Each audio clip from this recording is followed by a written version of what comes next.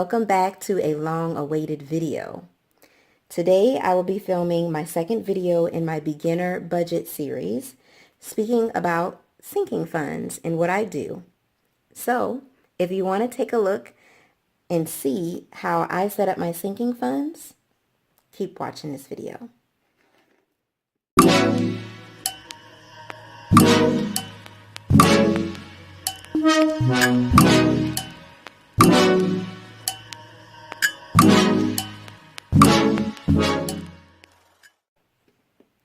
Okay, so I first of all want to make sure that I announce this disclaimer. I am not an accountant, a budget expert, a CPA, any of those things. I am just sharing what works for me, and I'm not going to go into grave detail about sinking funds, but I am going to give a few tips that help me to set mine up.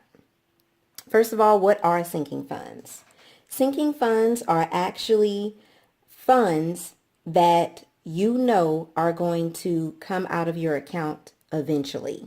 They are monies that you set aside, a temporary savings, as you will, for things that are expected to come out of your account, but not at this moment.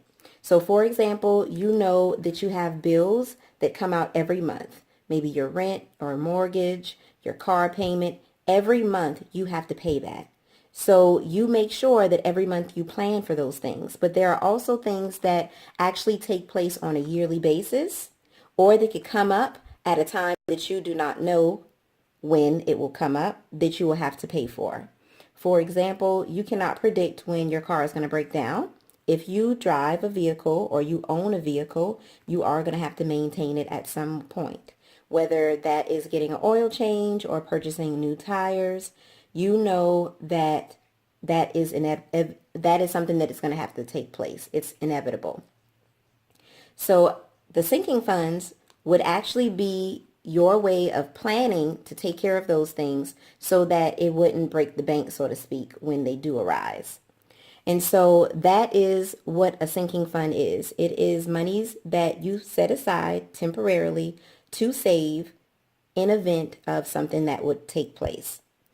So I have a note page here, Happy Planner Notes, and let's just go ahead and write a few things that popped into my mind when I was trying to decide how to set up a sinking funds. Now, when I set it up with zero. Like, I didn't have any money in it. I didn't know what a sinking funds was. So we're going to pretend like we're starting it from scratch. So when I sat down and I was trying to figure out what did I need a sinking funds for? These are the couple of things that came up into my mind. First thing, just like we stated, is car maintenance. So that is something that you know is going to take place. That includes maybe an oil change. Hopefully you don't have to get a new battery or maybe a new alternator or something of that nature. But car maintenance is one of those things that will take place. Even if you just get your oil changed every 3,000 miles, you know that that's something that you would have to do.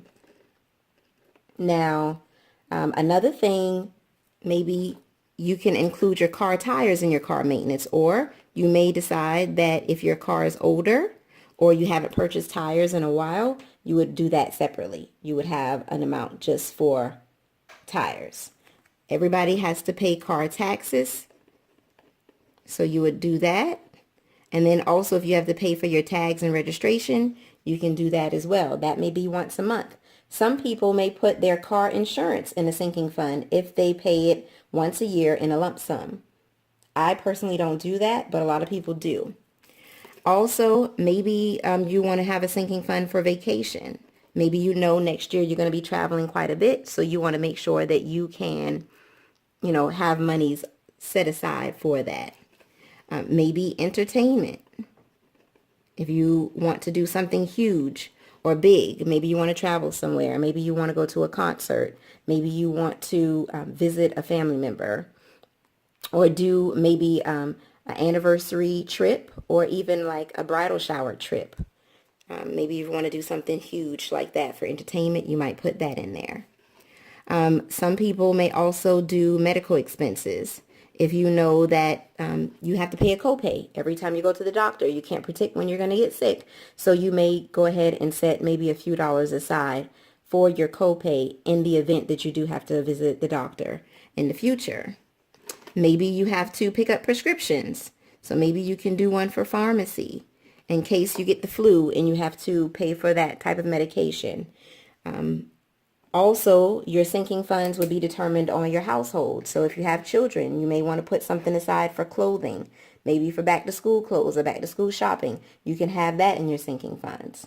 You could also do gifts if you decide that you want to be able to give back in certain ways, shape, or form. You want to put money aside. Maybe wedding gifts when you get invited to weddings, maybe anniversary gifts for friends, or maybe just gifting someone in need something special. So those are the type of things that you would put down in your sinking fund.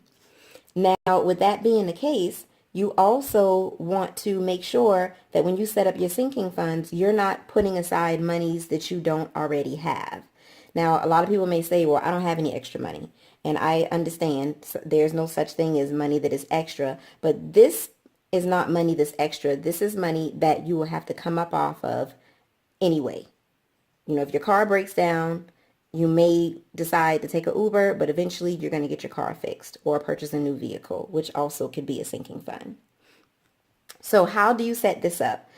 First thing you want to do is you want to make a list of some of the things that you want to include in your sinking fund. I would always start with the most important things that you cannot get around. Now, vacation, that doesn't necessarily have to be in a sinking fund. So if you feel as if as of right now you can't afford to have a sinking fund for vacation, I wouldn't put that down. Second thing that I would do after making a list of possible things that I would like to be in the sinking fund, so sinking fund list. So the second thing that I would do is see if there is a certain amount based off of your bills and your budget. So you would take the amount of your bills, you would take your income, you would subtract those and see what you have left. Whatever you have left, you want to make sure that you leave a little cushion. So you could actually, the first thing that you could do is you could take your income minus the amount of your bills and see what you have left, and then you would make a decision. So for example, if I have $500 left after all of my bills are paid, including whatever I put in savings that I can kind of have set aside as play money or filler money or money that I would actually sit to roll over into the account for the next month, I may decide that 250 of that is what I want to use for the sinking fund. So you could actually take a look at your budget and decide on an amount specifically, or you can actually take a look at your list and decide on an amount based off of what you want to have in that account for each item. I personally decided to do a mix between the two. So we'll get into that in a second. So then you would do the amount. Okay, and then the third thing that you want to look at when you're setting up your sinking fund is how I'm going to manage it. Now, when you take a look at your sinking fund, this is money that is going to have to sit for a while until these expected things occur. So for example, what you may want to do is you may want to decide, what is pertinent. When you take a look at that, then you may decide that, okay, I want to have the sinking funds in a way where I can see the cash there and I can count it. That is an option, that you manage your sinking funds with a cash only, in cash only, meaning that you would either do a cash envelope or you would have envelopes for each one of these. And when those things occur, you know exactly where to go to receive that money. That is not what I do, but that is an option. You also could decide to have a sinking funds account, which means that it is similar to a savings account that you have at a financial institution, and you have the sinking funds as a whole. All the monies for all of these things go into this one account. That is exactly what I do. And when you decide to do that, you want to determine how you want to have that set up. Now, what I do is I make sure that the sinking funds account is actually at the financial institution that I have my main savings and my main bill account located, so that when I do have these expenses come up and I pay it out of the sinking funds, I can either transfer funds from that sinking funds account into my bill account to have these things taken care of, or I could have a separate card to take care of those things. Now, it gets a little hairy if you have multiple accounts and multiple cards for the same financial institution. So what I do is I just transfer out to take care of those things into the main bill account. So that is an option. So those are the three things that you want to decide when you decide on a sinking fund. So let's take a look at the list and how we could determine the amount for each of these items. For example, car maintenance. What I usually do with car maintenance is I take a look at my history. How much does it cost for me to have an oil change on my vehicle? For example, if it cost about $45 and you know that you're going to have it done every 3,000 miles, then you want to go ahead and get that taken care of as far as calculating. 3,000 miles is going to be different for me than it is going to be for you. So you definitely want to take a look at the amount that you're willing to spend on an oil change, how much you paid last time before you determine a figure. Oil change is also determined on the type of vehicle that you drive and how often you drive it. So you want to take a look at that. But I usually set a standard of 4 to 5 times a year. So let's go with 5.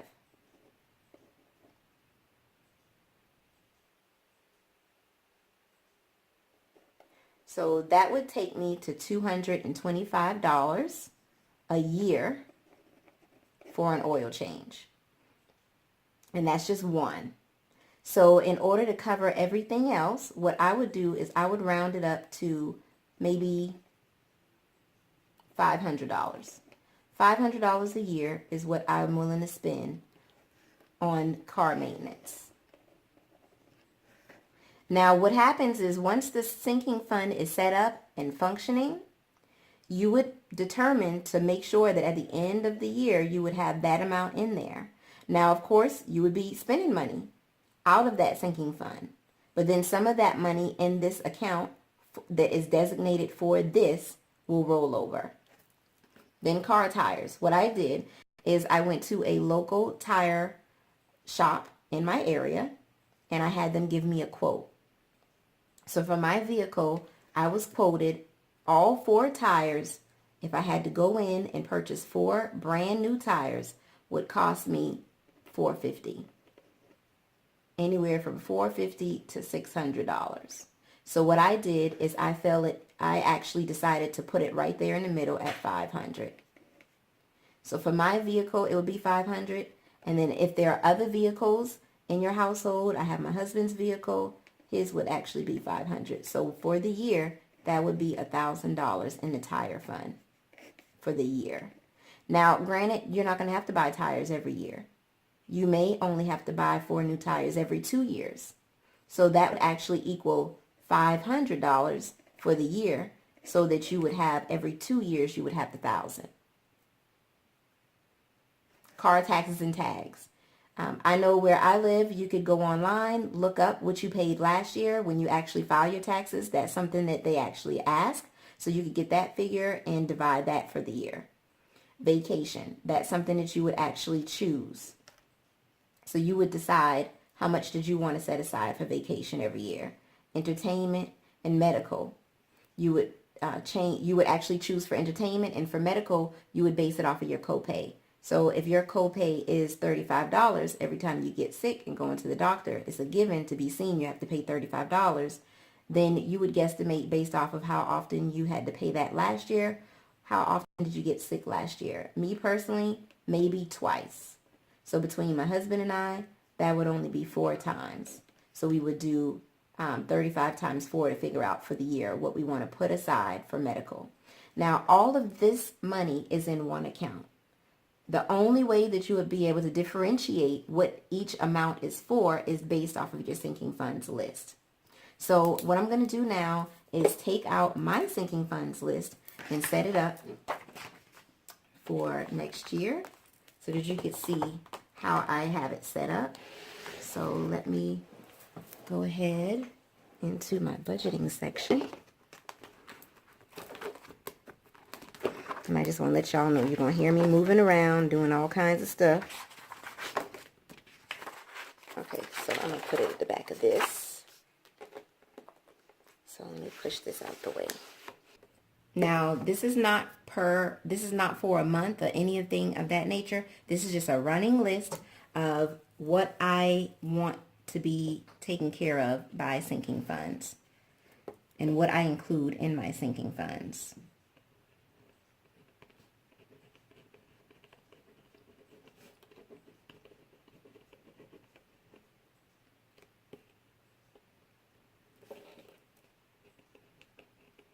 So first you have your description, and then I'm going to separate everything. So I'm not going to talk through this part. I'm just going to let you watch me set it up, and then we'll go back through it.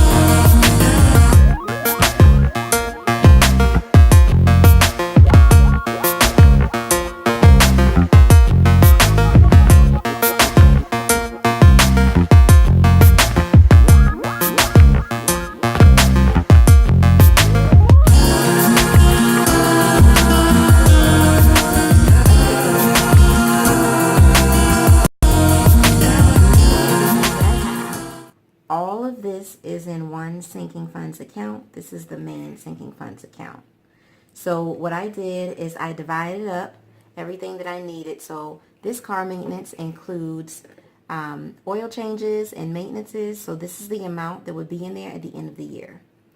This for car tires, this is for 2 cars. So that would be at the end of the year, because car tires is based off of every 2 years. Then taxes and tags, which is every year based off of last year. Bills, dental, and vision. Now, we do have insurance from work, and so that, along with the fact that we don't get sick very often, we're fortunate that way that we don't have to put that much in there, but you do want to have a little bit of cushion, so that's what we have for there. Dry cleaning, whenever we take clothes to the cleaners, we want to make sure that we have funds for that. That's about how much we spent last year, so we based it off of that. Gifts, that's pretty much for anniversaries, small things that we may want to do throughout the year. Of course, hopefully this amount will increase, but as of right now, that's what we have it set as.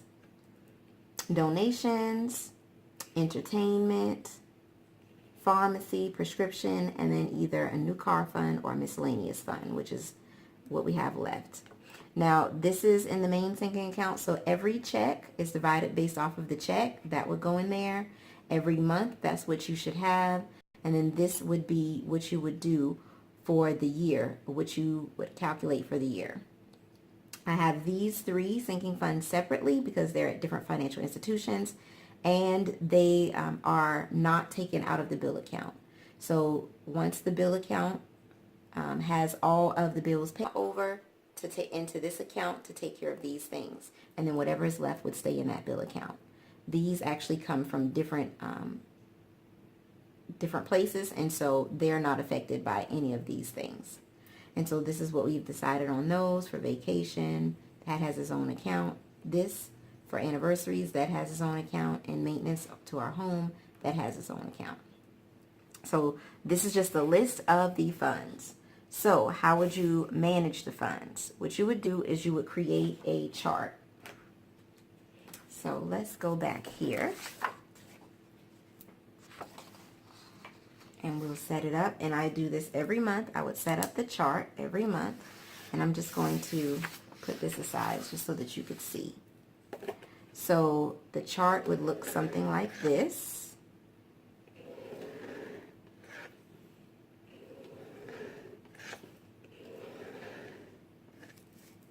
So you would have the category here. Then you would have the starting amount here. You would do a plus or a minus. And then you would have the end amount. Category would be the same categories that are listed here in the sinking funds. So you would have your car maintenance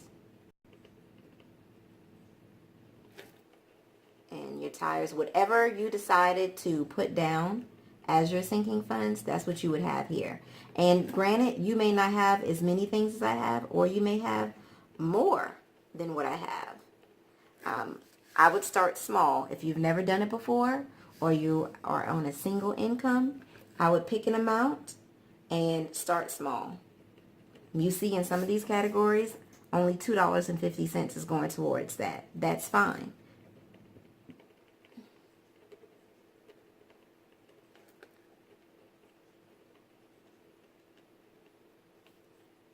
So when you do the start, you would look at what you have. If you don't have anything and you're just starting, then you'd have 0 in all this category. But let's say that you got paid and you put everything in there, but you didn't have to use anything. Then you would go through this list per check and you would put that in. So I had 40, 60, 10, then $2.50, and so on, all the way down. So let's say that you put the sinking funds in there at your first pay period, your first paycheck. Then the second paycheck, you put it in, and you did the same thing, but you had to get an oil change, and your oil change was $40. So what you would do is you would start with 80. You would subtract the 40. You would end with the 40. And whatever you have in this column would be what you would start with for the next month. So this is done on a monthly basis. And I would just have this one page with all those categories listed. And then down here, what I would have is a description, category or fund. Well, yeah, description. Okay, let's do this.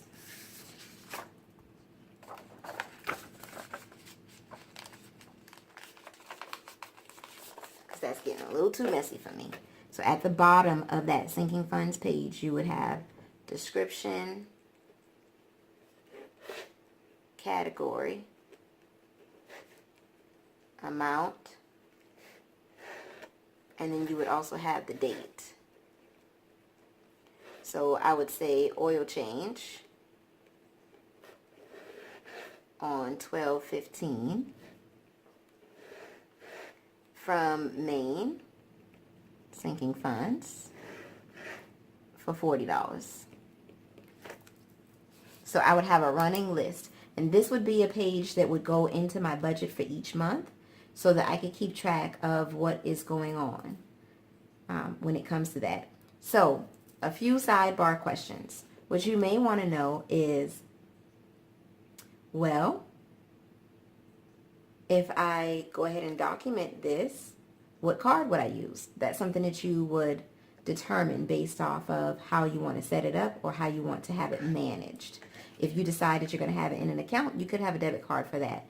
If you're having it attached to another account, you could use a debit card that already exists for your bill account and just transfer the monies over from the sinking funds to cover those transactions. I would definitely suggest, if you are going to have the sinking funds in an account, you want to have it in a checking account so that you could transfer back and forth without penalties. And what you would do is you would keep a track of this every month, and then at the end of the month you would go through your categories just like we did here, and you would check to see where you end up with. And when you do the running tab like this, then at the end of the month you could go back and do your addition or subtraction to each fund. There may be months where you just put money in and you don't have to take anything out, which is amazing, awesome, wonderful. If you have any questions about the sinking funds and what I do, definitely leave your comments down below. I know I didn't get into too much detail as to how I set it up, but I am planning on doing a January video to show how I put it together so that you can get a better idea of me setting up the categories for each month. As of right now, I just wanted to make sure that you knew exactly how I utilize the sinking funds in my budget system.